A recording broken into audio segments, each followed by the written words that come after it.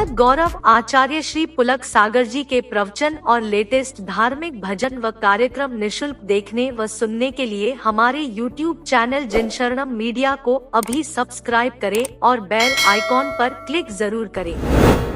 दान करो या भोग करो, भोग करोगे नरकगामी, दान करोगे देवत्व को प्राप्त हो जाओगे। जो देता है वो दाता है, जो रक्षा करता है वो राक्षस। ध्यान रखना, रक्षा करे सो राक्षस, दे सो देवता। अब आपको सोचना है आपको राक्षस बनना है या देवता बनना है। दिए बिना चैन ना पड़े। कुछ लोग ऐसे होते हैं जिन्हें बिना दिए चैन नहीं पड़ता है, और जब ना दे पाओ तो लगता है कि आज मेरा व्यापार नहीं चल रहा, बिजनेस नहीं चल रहा, दिक्कत हो रही। मेरे संघ के संघपति हैं प्रदीप मामा, भोपाल में है। जब भी उसे बिजनेस में कुछ गड़बड़ होता है तो मालूम वो ये नहीं कहता मुझसे कि महाराज कुछ करो, कुछ मेरे को आशीर्वाद दो, बिजनेस गड़बड़ हो रहा है। वो कहता है महाराज इस बार दान नहीं दिया ना, इसलिए मेरे घर में आज बिजनेस में दिक्कत आ रही है। सबसे पहले वह दान भेजता है, और उसकी किस्मत तो देखो कि यहां दान बोलता है, वहां उसके द्वार खुल जाया करते हैं। ध्यान रखिए। एक समय वह था जब उसके पास कुछ भी नहीं था,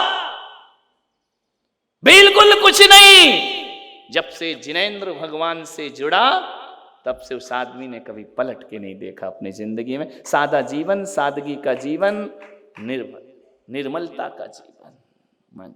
ऐसी जिंदगी पलटी, ऐसी जिंदगी पलटी कि जो कभी किसी मुनि के पास नहीं गया वो हमारे संघ का संघपति बन करके खड़ा हो जाया करता है। वृत्तियों को बदलो। जब भी उसे कुछ होता है वो यही सोचता है कि मैंने दान नहीं दिया इसलिए अंतराय आ रहा है, मैंने दान नहीं दिया इसलिए लाभ नहीं हो रहा है, मैंने जीवन में पुण्य नहीं किया इसलिए मुझे लाभ की प्राप्ति नहीं हो रही है। विचार करना है आपको, सोचना है। बहुत कम लोग ऐसे होते हैं जिन्हें दिए बिना चैन नहीं आती। मुझे बताया गया जब मैं पूना गया तो रसिक सेठ धारीवाल जी वह अपने दरबार लगाते थे, जो भी उनके दर पे जाता था खाली नहीं लौटा करता। उनका नियम था बिना दिए नहीं खाना। ध्यान रखना, देकर ही खाना। उनको एक साध्वी ने नियम दिया था अपनी आय का कुछ भाग दान किया करो। उन्होंने कहा मैं तो 300 ही रुपये कमाता हूं, मैं क्या दान करूंगा, मेरे पास तो कुछ नहीं है। बोले फिर उन्होंने कहा कि इससे ऊपर जो भी आएगा मैं दान करूंगा। और जिस दिन से उनने संकल्प लिया उस शख्स ने फिर पलट करके नहीं देखा। आज 400 करोड़ रुपए पूरी दुनिया में दान करके जा, लोग 400 करोड़ कमाने में जिंदगी लगा देते हैं, वह दान करके गए। ध्यान रखना। और जब उनके घर में कोई मांगने नहीं आता था ना तो उस दिन वो व्यथित हो जाते थे, व्याकुल हो जाते थे, और वो अपनी अर्धांगिनी को कहते थे कि आज हमारा पुण्य कम पड़ गया जो हमारे दर पे कोई मांगने नहीं आया। ध्यान रखना। और आप और कई लोग ऐसे हैं कि मांगने चले जाओ तो ऐसा मुंह बनाते हैं जैसे नीम का काढ़ा पिला दिया हो। ध्यान रखना, ऐसा मुंह बनाते, पैसे मांगने आ गए। एक बात याद रखना, मुनि तुम्हारे घर में आहार लेने नहीं आता, वो आहार के बहाने तुम्हारे लिए स्वर्ग मोक्ष के रास्ते देने के लिए आया करता है, कल्याण किया करता है, तुम्हारा उद्धार किया करता है तुम्हारा। यदि संत ना होंगे, धर्म ना होगा तो सारी कमाई पापों में चली जाएगी, भोगों में चली जाएगी। आपने कुछ दान कर दिया तो कैसे करना? दान दे मन हरस विशेषे, यह भव जस पर भव सुख। आज चक्रवर्ती बनकर आए, कितनी उमंग से नृत्य कर रही थी। ध्यान रखना, जब यहाँ पर दान दे ये मन हरस विशेषे, खींच खींच के जबरदस्ती जैसे शरीर में से खून निकाला जा रहा हो, ऐसे दानियों का दान मत लेना। करोड़ भी दे तो वापस कर देना कि हमको नहीं चाहिए, हमें हमारी संस्था बर्बाद नहीं करना है। ध्यान रखना, ऐसे लोगों का दान फलता भी नहीं है। कितनी भक्ति से वह नृत्य करते आ रही थी। ध्यान रखना, उसे देख करके मुझे लग रहा था ऐसे ही लोगों के लिए लिखा जाता है दान दे मन हरस विशेष। दान देकर जो अपना सौभाग्य समझता है, दान देकर जो अपनी किस्मत समझता है, जो अपने को धन्य धन्य मानता है कि आज मेरी चंचला लक्ष्मी जिनेंद्र भगवान की प्रभावना में काम आ गई, मैं धन्य हो गया, वरना ये पैसे मेरे विषय भोग में लग जाते। ध्यान रखना, भोग के बाद तो सर्वनाश होता ही होता है। मान्य सोचना है। आज दान का भी धर्म है और त्याग का भी धर्म है। त्याग बिना कुछ नहीं मिलता। मालूम है कभी सबसे बड़ा प्रवचन, एक लाइन का प्रवचन है, त्याग बिना कुछ नहीं मिलता। एक सांस लेने के लिए हमें एक सांस छोड़ना पड़ती है, ध्यान रखना। बिना सांस छोड़े तो सांस भी अंदर नहीं जाती है, ध्यान रखना।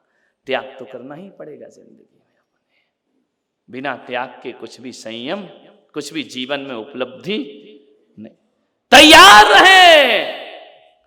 त्यक्तेन भुंजिथा, शास्त्रों में कहा है त्याग पूर्वक भोग हुआ करता है। मान्य सोचना है। कुछ चीजें दुनिया में ऐसी होती हैं जिनका केवल त्याग हो सकता है, कुछ चीजें ऐसी होती हैं जिनका केवल दान हो सकता है, और कुछ चीजें दुनिया में ऐसी होती हैं जिनका त्याग भी होता है और दान भी होता है। विचार करिए, सोचना है। राग देश का दान कर सकते हो या त्याग? नहीं, किसी को देना, मेरा अपना गुस्सा तुम्हें दान में देता हूं, लेगा क्या वो? राग देश दान में देता हूं, लेगा क्या वो? नहीं ले सकता ना। राग देश का दान नहीं हो सकता है, इनका केवल त्याग होता है। बुरे विचारों का दान नहीं होता है, बुरे विचारों का केवल त्याग हुआ करता है। और दान ज्ञान को दान में दिया जाता है, अभय दान दिया जाता है, वसति का दान दी जाती है, पूजन में दान दिया जाता है, जिन शासन की प्रभावना में दान दिया जाता है, जिन बिंबम जिनागारम जिन सिद्धांत लेखनम। आचार्यों ने कहा अपना दान 7 जगह देना, 7 के अलावा कहीं मत देना, ध्यान रखना। जिन बिंबम जिनागारम जिन सिद्धांत लेखनम जिन वंदना जिन यात्रा, ध्यान रखना। ये 7 स्थान है दान के, यही दान देना चाहिए और कहीं दान नहीं देना चाहिए। जिन शासन में हमारा पैसा लगे, एक अनाज मुंह में जाए तो विष्टा बन जाता है, खेत में जाए तो फसल बन जाता है, और मेरे जिनेंद्र के चरणों में आ जाए तो महापुण्य की राशि बन जाया करता है। ध्यान रखना, हमारा फल बीज कहाँ जा रहा है, विचार करना। मुख में भोगों में गया वो विष्टा है, ध्यान रखना। जिनेंद्र के पास गया वह 1000 गुना बन करके वापिस लौटा करता है, पुण्य राशि बन जाया करती है। रुपया पैसा इनका दान भी हो सकता है और इनका त्याग भी हो सकता है। कुछ चीजें ऐसी जिनका दान भी होता है और त्याग भी होता है। दान जरूर अपने जीवन में करिए। क्या जमाना आ गया। कभी कभी ऐसा संयोग बनता है, बिहार में या कहीं रहूं जहां धर्मशाला नहीं होती है तो संतों को गृहस्थ के निवास पे रुकना पड़ता है। मजबूरी है, उनका मार्ग नहीं है, ध्यान रखना। जहां संत निवास हो तो संत को घरों में नहीं, संत निवास पर ही रुकना चाहिए, ध्यान रखना। ये हमारी परंपरा है। लेकिन जहां नहीं होते हैं वहां एक मजबूरी का नाम सोनिया गांधी, ध्यान रखना। महात्मा गांधी नहीं, वो तो गए, समझ में आना। विचार करना है आपको। कभी कभी रुक जाते हैं, ऐसे दृश्य देखने को मिल जाते हैं, ऐसा नजारा बन गया इस देश का। क्या हालात हो गए हमारे परंपराओं के, संस्कृतियों के। रसोई घर के सामान कम हो रहे हैं। महिला पंचम काल की जय हो। रसोई घर के सामान कम हो रहे हैं, वॉशरूम के सामान बढ़ रहे हैं। कभी देखना, चिंतन करना, रसोई में उतनी शीशियां, उतने डिब्बे नहीं जितने वॉशरूम में। विचार करना, रसोई घर खाली हो रहे हैं। और रसोई घर में मट्ठा नहीं मिलता है, रसोई घर में घी नहीं मिलता है, रसोई घर में दही नहीं मिलता है, रसोई घर में खाने के सामान कम है, लेकिन पोता पाती के सामान वॉशरूम में। देखो ना जाके, इतने बड़े बड़े वॉशरूम हैं कि एक गरीब आदमी अपनी जिंदगी गुजार ले उसमें। बड़े बड़े टब लगा रखे हैं, उसमें ही नहा रहे हो, पानी भर दिया है, साबुन डाल दिए, उसमें ही लौट रहे हो जैसे कोई भैंस। देखा नहीं, वो भैंस क्या करती, तालाब में लौटती रहती और क्या करती, अपने गंदे पानी में लोटे हुए, ध्यान रखना, उसको भर दिया। बोले टब बात, अरे वाह रे तुम्हारा टब बात, उसी में खुद लेटे हो। पसीना भी उसी में है, तुम भी उसी में, गंदगी भी उसी में, मलद्वार भी उसी में। बोले मजा ले रहे, खाक का मजा ले रहे। ऐसी तो हमारे गांव में भैंस नाचता आती है, ध्यान रखना। क्यों जानवर बनते हो आदमी हो करके? अरे बाल्टी से लेकर स्नान करो, छने पानी से स्नान करो, क्यों भैंसों की तरह लौट रहे हो अपने बाथरूम में? मुझे देख के हैरानी हो जाती। 5-5 फीट का टब बना हुआ है, उसमें लोट लगाते रहते हो, गाना सुनते रहते हो। बोले हम स्नान कर रहे हैं। जी स्नान है, विचार करिए। घर की किचन छोटी सी है और टब बाथ बहुत बड़ा है। मैं तो देख के हैरान हो जाता हूं, इतनी शीशियां, शैम्पू ये और ये, दुनिया भर के कौन कौन सी कंपनी, जितने लोग उतने सबके अलग अलग, उतनी क्रीम, उतना पाउडर, उतनी साबुन। किचन में वो दिखाई नहीं देता है मान्यवर। रसोई घर खाली हो रहे हैं, वॉशरूम बढ़ रही है। वाह रे नजारे इस देश के, खाने के लिए ढाबे में जाता है, शौच के लिए घर में आता है। वाह रे दुर्भाग्य इस आदमी का। पहले के लोग खाते घर में थे, गंदगी बाहर करते थे, अब ढाबे में खाते हैं और घर में ऐसे चले जा रहे जैसे सुलभ कॉम्प्लेक्स बना रखा हो घर को। क्या दशा है, नजारा तो देखो इस देश का। बोले घर जा रहा हूं, बोले क्यों? बोले पेट गड़बड़ हो रहा है।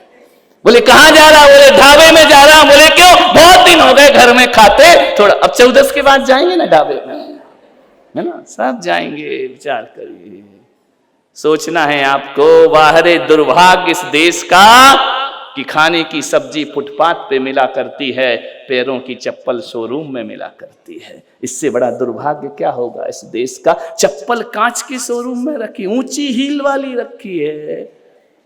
कौन बोला महाराज आपको कैसे मालूम? हमको सब मालूम है। ऊंची हील की चप्पल शोरूम में, उसमें लाइट भी लगी हुई है। खाने की सब्जियां देखो राजा बाजार मंदिर के सामने हाथ ठेले में रखी। चावल महंगा, सिम कार्ड सस्ता। क्या होगा इस देश का हालात? आदमी को खाने की चीजें महंगी हो रही हैं, वो मोबाइल का सिम कार्ड 10 कितने में मिलता है? अजमेरा 10-12 रुपए में मिल जाता है। कितने में है? फ्री में? तेरा सत्यानाश इस देश का।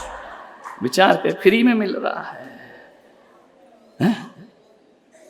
365 दिन में एक दिन की एक साड़ी हो तो 365 साड़ी लगेंगी। देखो अलमारी। एक महिला ने नियम लिया, महाराज मैंने कहा 365 साड़ी का नियम ले ले। बोले ठीक है ले लिया। घर गई, दूसरे दिन आई, बोले नियम वापिस लो। अरे मैंने कहा क्यों? बोले 600 रखी है घर में। तो मैंने कहा कितनी बार पहनती है? बोले एक बार भी नहीं। तो मैंने कहा क्यों रखी हैं? बोले उसमें क्या है, वो फिनाइल की गोलियां हैं। तू तो नहीं पहन रही, गोलियां पहन रही तेरी साड़ी। ध्यान रखना, विचार करना है।